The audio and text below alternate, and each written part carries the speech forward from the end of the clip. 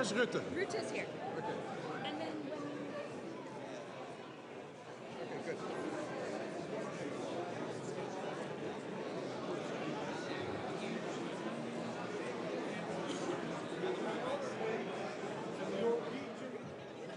Cake for Stoltenberg. Oh, that's nice. And for, I have to explain this to him. Cinnamon roll, right? It's a cinnamon roll.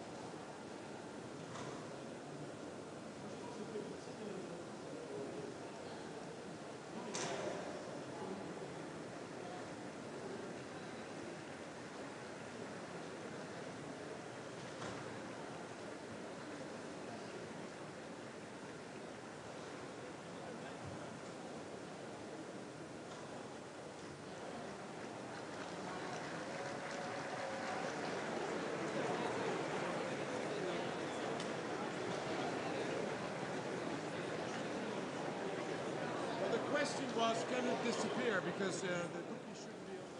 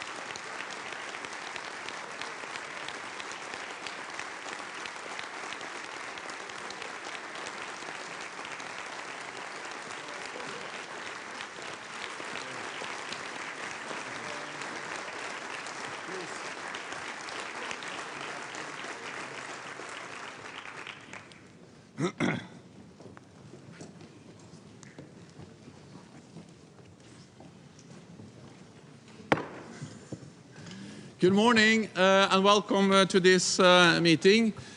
Before I address the Council and hand over to the new Secretary General, let me give the floor to the Dean of the Council, Ambassador Nobelo. So please, you have the floor. Thank you, Secretary General. Dear colleagues, it is a great honor for me to say the Secretary General Jens Stoltenberg and to welcome Secretary General Mark Rutte. It took us a while to agree on an appropriate person to replace our popular SG. Dear Jens, it was a wonderful journey with you during the last 10 years, truly your decade. We were lucky that you declined your father's advice not to take over a boring organization. You navigated us through many dire straits as we searched for a new role of NATO in a fast-changing world.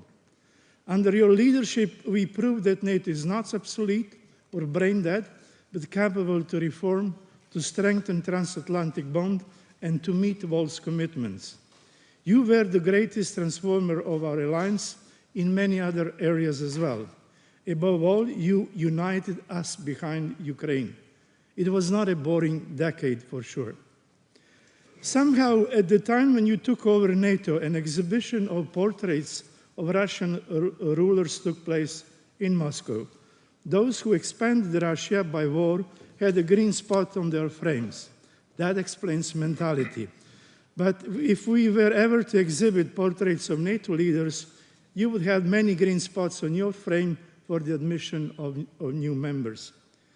Open door is our mentality. Dear Jens, we are going to miss your profound wisdom, cool head, and the dry sense of humor. Please be kind to us in your book on NATO. Ladies and gentlemen, leadership matters more than mutual interest, particularly in extraordinary times. Dear Secretary General Rutte, challenges before you are no less demanding. International security system is crumbling. The most devastating warfare since Second World War is fought on European soil. Terrorism, hybrid and cyber warfare are threatening our way of life. Dear Mark, you have to sustain our unity and to preempt fatigue in our support to Ukraine, where the future of European security will be decided. It is not an easy task due to the electoral turbulences in many of our democracies. The definition of our security has never been more complex, and the line between regional and global is more blurred. Because of that, you would have to finish the reforms that we adopted at Madrid and Vilnius summits. Challenges ahead of us requires a lot of diplomatic skill and strong leadership. We all believe that your long political experience, your strong dedication and working energy, backed by your firm beliefs and compassion, will lead us successfully through turbulent times ahead of us. You inherited a large alliance, and our collective strength is unprecedented in history. United, we stand with you. Thank you once again, Jens, and warm welcome to you, Mark.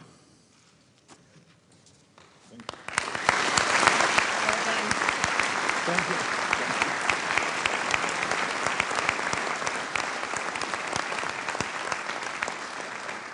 Thank you so much, Mario.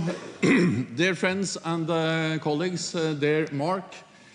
When I became Minister for Industry and Energy in Norway in the early 1990s, the Prime Minister told me that I needed to be prepared for long meetings in the Parliament. And I had to sit for hours to listen to not always very exciting debates. But the Prime Minister also told me, remember that this is democracy.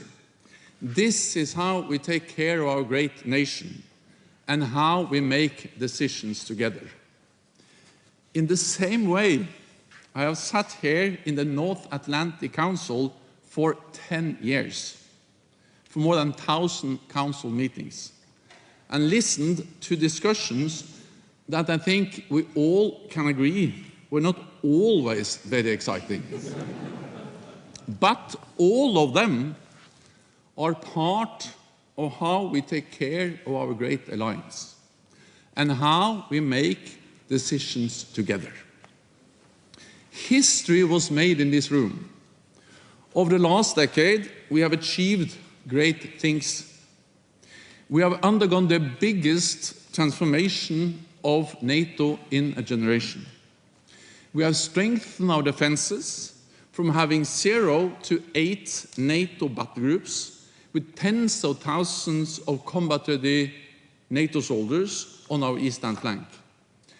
We have gone from thousands to 500,000 troops on high readiness, and from 3 to 23 allies spending at least 2% of GDP on defense.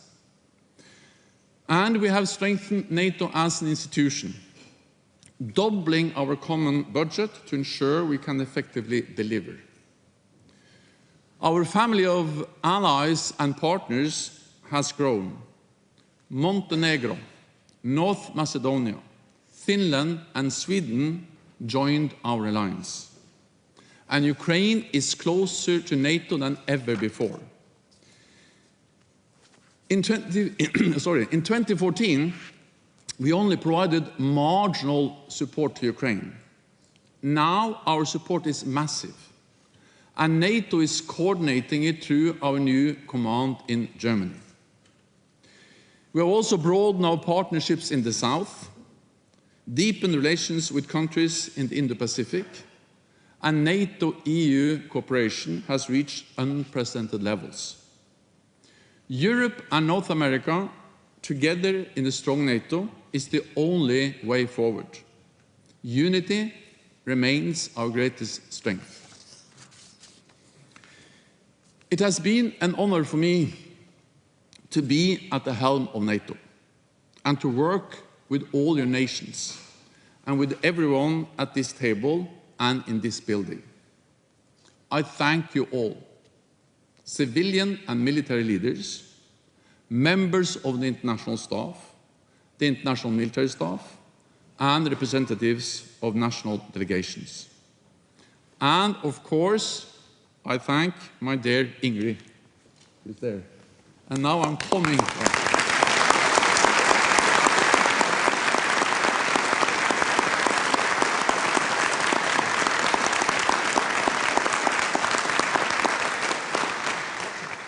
And this time I will keep my promise. I'm leaving Brussels in a few hours. And now, Mark, to you. It is over to you. You know NATO well, and you are well known across the alliance. You have the perfect background and experience to become a great Secretary General of NATO. During your many years, 14 years, as Prime Minister, you have demonstrated that you know how to build consensus.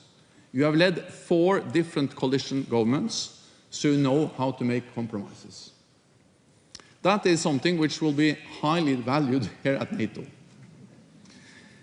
But you have also demonstrated that you don't compromise on our core values and principles.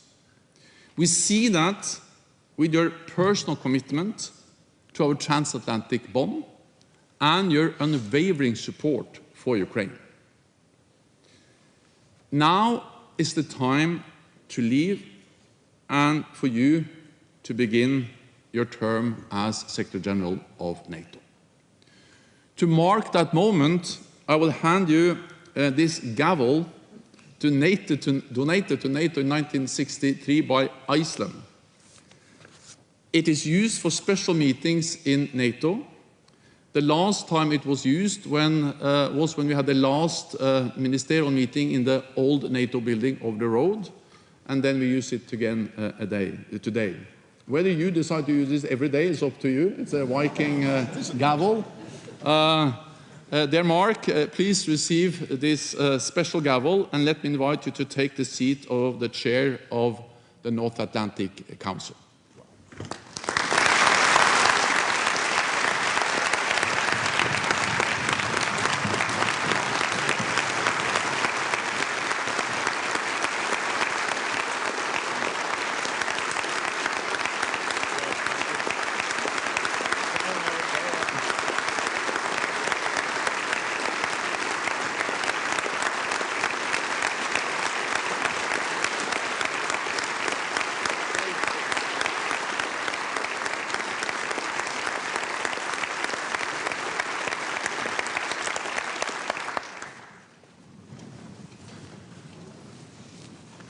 Well, thank you, Jens, and thank you, Ambassador Nobilo, dear Mario, for your very kind words, and a good morning to all.